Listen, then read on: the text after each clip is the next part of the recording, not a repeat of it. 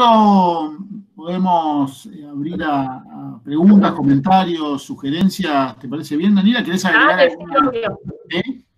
Bueno, sí. Micrófonos arriba, digamos, ahí metodológicamente deberíamos, los y las que no participamos, necesariamente mutearnos un segundito mientras dejamos que la compañera o el compañero consulte o haga su comentario.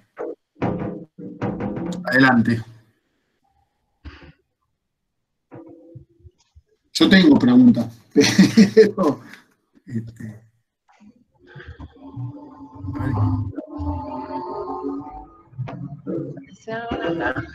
estoy mirando el chat mientras tanto.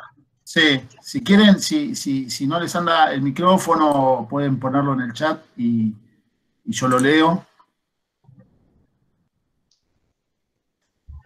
Mientras tanto, Daniela, yo te hago una consulta más desde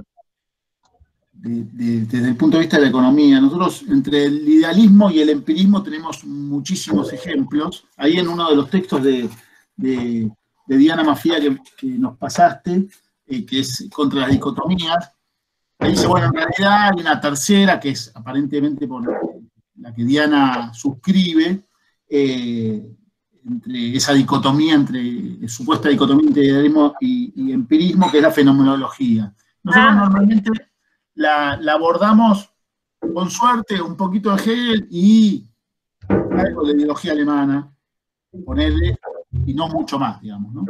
Quedamos ahí. En economía, vos sabés que incluso hasta economizamos en eso, casi, te diría. Pero, no sé, yo traté en toda tu charla de identificar si había algo de lo fenomenológico. No lo pude identificar, pero probablemente no me di cuenta o hay algo que no me... Digamos, que no. Tenés suerte porque yo me doctoré en fenomenología, así que tenés suerte que te tocó, porque quiero hacer la diferencia. La epistemología es un área de estudio, una disciplina, ¿no? Estudio el conocimiento, mientras que la fenomenología es básicamente dos cosas, un modo de hacer filosofía, si se quiere, que es filosofía en primera persona.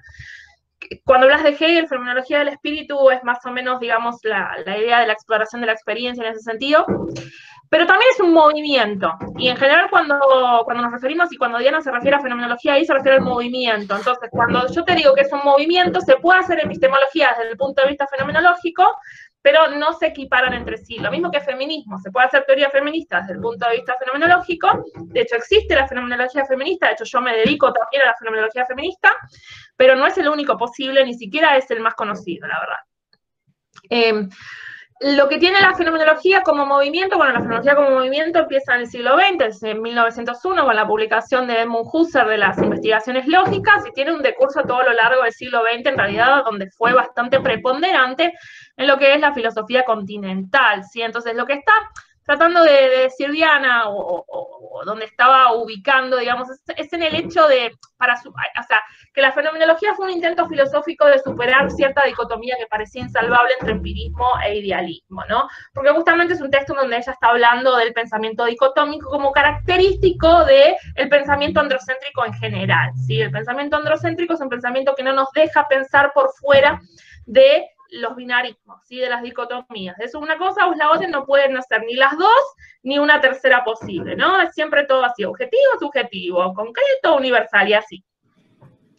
Entonces, la fenomenología, de alguna manera, fue un movimiento que intentó superar, fue como la famosa tercera posición en filosofía, en donde, mediante la postulación de lo que se llama la correlación entre las vivencias y el sentido que se genera del objeto, lo que pudo intentar hacer fue generar una teoría de la experiencia que no pusiera todo el peso en el realismo ingenuo, en el empirismo, en el dato que existe supuestamente, creemos que existe por fuera de nuestra cabeza, ni cargar las tintas sobre el sujeto, como hacía el idealismo, especialmente el idealismo absoluto, diciendo que todo era una creación, digamos, de alguna manera conceptos de nuestra mente, ¿no?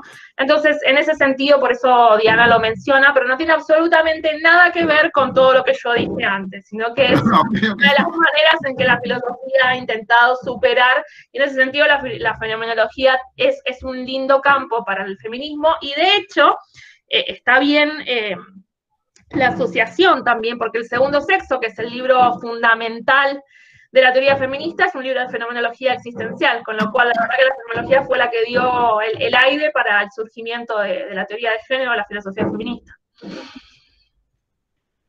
Ahí, gracias, Daniela. Ahí Fiamma pregunta, dice, profesora, ¿hay alguna manera de entender el contenido subjetivo en la producción de las teorías científicas, no de forma antagónica a la objetividad, sino de forma complementaria?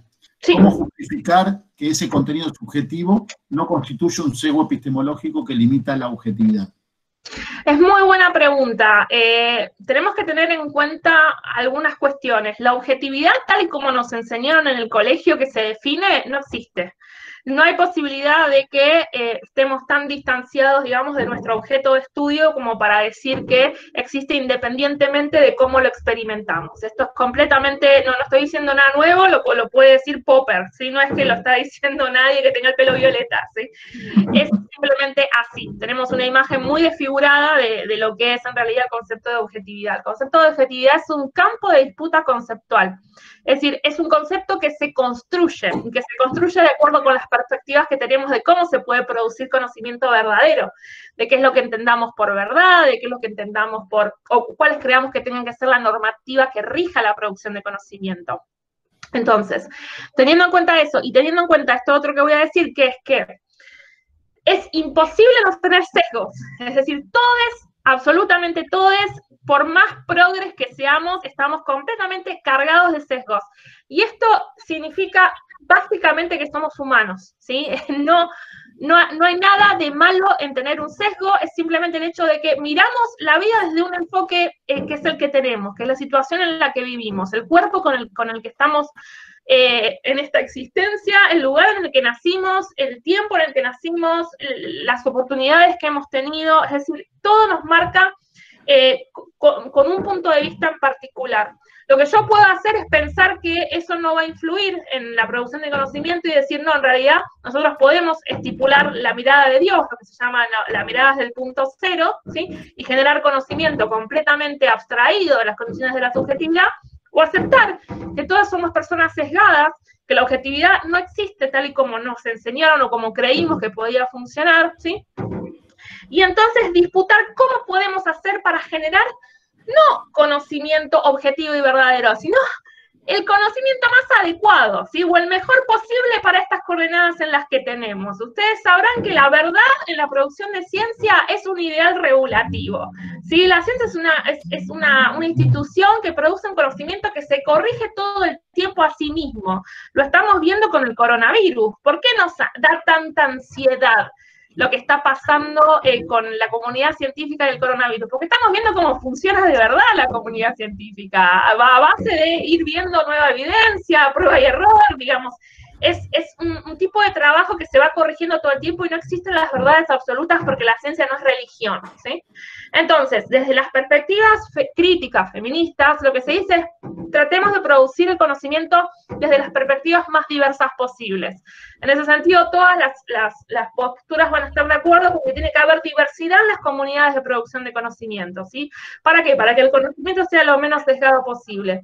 Y sobre la cuestión de cómo mantener algún tipo de sentido de objetividad, hay disputas, ¿sí? Donna Haraway te presentó una noción de objetividad como conocimiento situado, Sandra Harding te va a presentar la idea de objetividad fuerte, es decir, yo no te puedo dar una respuesta porque lo que hay son debates. Helen Londrino, por ejemplo, desde el empirismo va a decir, bueno, la objetividad se consigue por debate democrático, es decir, consensuado, completamente artificial, pero consensuado democráticamente por la comunidad, etc. Entonces vas a tener distintas nociones de lo que es la objetividad a partir de las distintas posturas que vos puedas tener sobre la producción de conocimiento. ¿Todo esto es inestable? Todo esto es inestable. ¿Por qué? Porque la producción de conocimiento es inestable, porque no es religión, es básicamente así, ¿no? Ahí te iba a preguntar, por lo menos en economía, parece muy claro que el criterio de objetividad es el criterio del que ganó. Exacto. El que ganó el debate, el que tuvo el poder, etcétera, etcétera. Y si uno, digamos, entiende que más allá, digamos, de las perspectivas hermenéuticas relacionadas a la economía, que son las interpretativas, uno le puede poner el sentido de esa interpretación, hay que ganar digamos, hay que ganar el discurso. ¿El feminismo lo plantea de ese modo o algunos feminismos lo plantean de ese modo Algunos, sí, la teoría del punto de vista es una teoría que te quiere ganar o sea, básicamente quiere poner su punto de vista por sobre los otros, considera que el punto de vista feminista es el mejor para producir conocimiento. No de manera absoluta, sino porque es una disputa política, el conocimiento es una disputa política, te dice. Entonces, bueno, es un cinismo, pero es un cinismo que nos va a permitir avanzar, no es un cinismo que nos va a dejar en la suciedad, sino que es un cinismo que nos va a permitir avanzar, ¿no? Mientras que por ahí las posturas más empiristas, más democráticas, van a ser un poco más reticentes a este cinismo, ¿no? Y van a pensar que en realidad, bueno, está todo bien como está, solamente tenemos que pluralizar la mirada. Se nota que no me gusta el empirismo, quizás si escuchan a alguien que ponga el empirismo van a tener menos sesgo de su parte. Yo trabajo con gente que ama el empirismo feminista y nos peleamos todo el tiempo, pero bueno, es un poco el agua y el aceite a veces en lo fino, ¿no? El grano fino de la disputa. Pero bueno, sí, tiene que ver eso. La verdad es que por lo menos la teoría del punto de vista, que como te digo es la que más me gusta o es la que más producción ha tenido, de hecho, intenta ganar esa disputa, por supuesto, y genera todos los argumentos posibles para poder demostrar que la postura feminista en la producción de conocimiento es la que va a dar una mejor ciencia. Ok. Daniela, leo una pregunta de Paola Arenas, dice, desde la epistemología feminista, ¿cómo se pueden generar puentes para la comprensión de la violencia de género que permita el activismo y la defensa efectiva de las sobrevivientes? La pregunta es porque se siguen usando peritajes de la violencia con pruebas estandarizadas que terminan culpando a las personas violentadas. Luego tengo otra pregunta más para leer de Julia. Sí, de hecho, la epistemología feminista en este momento estamos en el medio de un seminario con Diana Mafía de epistemología feminista y crítica del derecho, en donde justamente les brindamos a abogados algunas herramientas epistemológicas para que puedan revisar los fundamentos o las bases que constituyen estas malas prácticas, digamos, de la justicia patriarcal. Con lo cual, la verdad es que los puentes que se pueden tender son muchísimos.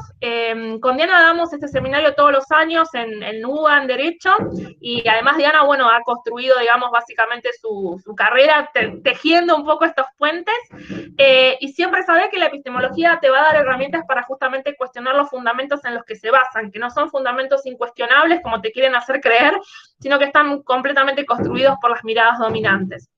Uno de los conceptos más interesantes que nos ha dado la epistemología feminista para estudiar, por ejemplo, los casos de violencia, abuso, acoso, demás, es el de la injusticia epistémica testimonial. El concepto de injusticia epistémica testimonial y también el de la hermenéutica, hay dos, ¿no? Hay dos tipos de injusticia epistémica, testimonial y hermenéutica. Son fundamentales y creo que tendrían que ser conocidos por todas las personas que trabajan en la justicia en general. ¿Qué es una injusticia epistémica? Una injusticia epistémica es aquel tipo de injusticia que se comete contra la persona en su capacidad de sujeto de conocimiento, de portador de conocimiento, ¿sí? Es un ataque a la dignidad humana, es una injusticia cometida contra la dignidad humana, y en ese sentido es parte del conjunto de las injusticias sociales, aunque no se le dé demasiada pelota. Pero cuando les explique lo que es, van a entender perfectamente que es un fenómeno con el cual estamos completamente familiarizados. La injusticia epistémica testimonial lo que nos dice es que en la economía de la credibilidad, es decir, en la economía, en lo que rige quién tiene más credibilidad que la otra persona, ¿sí? Siempre van a salir ganando las personas que tienen posiciones privilegiadas y dominantes, las mujeres, las personas racializadas, las personas trans, etcétera, por ciertos prejuicios identitarios, ¿sí?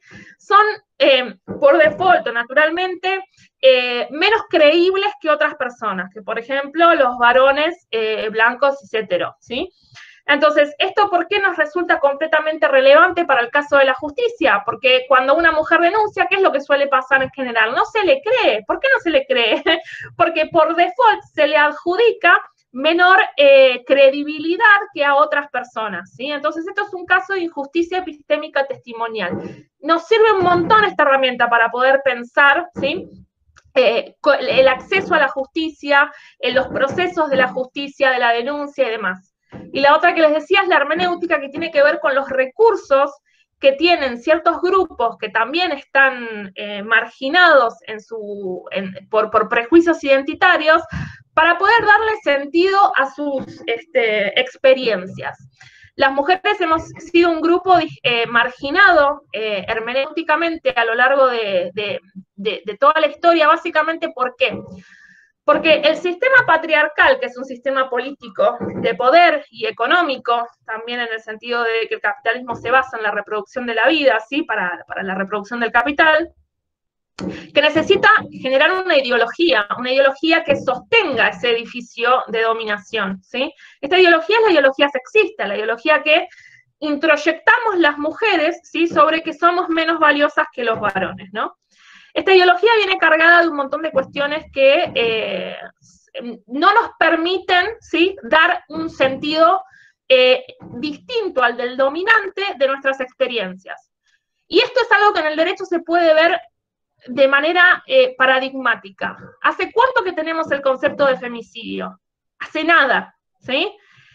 No haber tenido antes un concepto para poder hablar de la experiencia del asesinato de una mujer por ser mujer es un caso de injusticia epistémica hermenéutica, porque nos decían que eran crímenes pasionales, etcétera, etcétera, ¿sí? Entonces, la reversión de ese caso de injusticia hermenéutica tiene que ver con la creación de nuevas categorías que nos permiten generar herramientas para poder atender a esas experiencias que son veladas por la ideología dominante. Entonces, la verdad que los puentes que se pueden tender son numerosos y son necesarios. Por eso está buenísimo que se tenga en cuenta el estudio de la epistemología feminista, porque la verdad es que parece que es algo súper abstracto y la verdad es que sirve para todo. Sirve para la emancipación social, para todo. Gracias, Danila. Ahí tengo una pregunta de Julia. Dice, y te pido, Danila, si podrías confirmar que el seminario del que hablabas es el que pusimos ahí el vínculo en el chat. Ah, un segundo, ahí preguntaba recién, Paola preguntaba por eso. No, este es el curso online de Ciencia y Feminismo. En realidad, el que ahora está cerrado, este es uno de Ecofeminita. El que damos con Diana es Epistemología Feminista y Crítica del Derecho, y lo estamos dando en la Facultad de Derecho de la Universidad de Buenos Aires. En este momento lo estamos dando virtual, el año que viene no sé si saldrá virtual o presencial, pero es parte del programa de actualización en género y derecho. Así que lo pueden buscar. También sea como curso independiente, no hace falta estar cursando el programa, simplemente hace falta tener un título de grado como para cualquier seminario de posgrado. Exacto, es ese mismo. Ahora la verdad que está terminando, pero bueno, lo volvemos a dar seguramente el año que viene. Buenísimo. Ahí Julia Riesler pregunta, ¿la epistemología feminista puede incluir diversas subjetividades subalternizadas desde una mirada interseccional? Sí, sin duda. De hecho, es uno de los... hoy en día no tenés producción de epistemología feminista que no tenga mirada interseccional. Así que sí, lo que sí hay algunas posturas más distintivas de las epistemologías queer o trans que hacen foco en otras cuestiones, pero todas están en general entrelazadas en la cuestión del género y atendiendo a otras categorías de la diferencia, como pueden ser la clase, la etnia o raza, las capacidades, etcétera, etcétera. Así que sí. Ahí Ana Paula Vicintini pregunta la perspectiva que propone Fricker sobre la injusticia epistémica, ¿con qué tipo de las tres corrientes epistemológicas se asociaría mejor? No, en realidad yo no estoy muy segura de que Fricker escriba alguna de esas, quizás más a la teoría del punto de vista, porque de hecho Fricker escribió un artículo en contra de la epistemología posmoderna, me está viniendo ahora a la cabeza, pero bueno, otro libro, ya que está ahí, yo creo que está más del lado de la teoría del punto de vista feminista, pero no es algo que pueda decir con seguridad, es simplemente una apreciación por haberla leído bastante, pero no la leí decirlo, ¿sí? El libro de Miranda Fricker sobre injusticia epistémica se llama Injusticia Epistémica, así que lo pueden encontrar así. Es un libro que también les súper recomiendo. No es un libro, una lectura amena como el de Londa Shivinger, la verdad que es más duro, pero para quienes estén más o menos familiarizados con con el tipo de escritura académica, es un muy buen libro para poder entender este fenómeno que nos es tan difícil nombrar de la cuestión de la credibilidad o los recursos que tenemos para interpretar nuestras experiencias y demás. Yo este año ya en algún momento lo publicaré, estuve escribiendo un artículo que lo tengo que publicar, hice una presentación en Brasil sobre la aplicación de esta perspectiva de la injusticia epistémica en un análisis de lo que fueron los juicios a la justicia patriarcal del colectivo de feministas de Abya Yala, con lo cual la verdad que es una perspectiva o te da herramientas muy interesantes para poder analizar o ponerle un poco de valor agregado a procesos propios que están pasando en este momento y ahora, que yo creo que está buenísimo poder usarlos para eso, que como insisto una y otra vez, la epistemología feminista, si bien es abstracta en sus formulaciones, en lo que se piensa, tiene aplicación constante y estamos siempre buscando esos puentes de cómo poder aplicarlo a nuestro movimiento, ¿no? Genial, gracias, Danila. No sé si alguna o alguno tiene alguna pregunta adicional, algún comentario. Estamos más o menos en el tiempo que teníamos previsto. Y se está sumando una persona, así que... un poco tarde, pero... Llegando para el final, para apagar las luces. Claro. Igual después, Danila, la grabación la circulo, te la hago llegar y se las envío a los que se registraron y a las que se registraron. Genial. Porque tenemos 89 personas en total. Genial. Mucho interés, por suerte. Bueno, si no hay más preguntas o comentarios, te pido disculpas, Belén, pero tuvimos Belén que se acaba de sumar, estuvimos un ratito antes. Danila, si querés agregar algo, cerramos la charla. Te agradezco, Mariana, por la invitación. A mí me encanta poder hablar de epistemología feminista. La verdad que hacemos un esfuerzo con Diana en general por tratar de que todo el mundo entienda que la epistemología no es un cuco, que está buenísimo, que no es algo que quede tan alejado de las cosas que nos interesan en el movimiento. Y así que todos estos espacios para poder difundir lo que hacemos me encantan, agradezco la apertura, agradezco las preguntas, la escucha, y ojalá les haya generado interés y se metan un poquito en estos temas, que hagan lo que hagan, la profesión a la que se dediquen, les va a servir. La verdad es que siempre en las devoluciones, cuando damos cursos, con Diana siempre nos ponen, la verdad que no pensé que me iba a poder servir para algo y en definitiva me hizo replantear mucho las maneras en las que encaro mi profesión, las investigaciones o lo que fuera, así que la verdad que es bastante útil. Gracias por las cosas que están poniendo en el chat, y estoy leyendo un poco, tratando de hablar, vieron cómo es esto en el Zoom, vos hablás, ves, lees lo que escriben, hacemos un poco de multitasking cognitivo. Genial. Bueno, Danila, muchas gracias. No, gracias a ustedes. Y a todos los que se sumaron. Sí, ahí estoy viéndolos en el chat, gracias a ustedes, ahí estoy leyendo todo, desde Italia. Saluti. Muy bueno, te seguiremos consultando, Danila. Muchas gracias. Muchas gracias, chao a todos.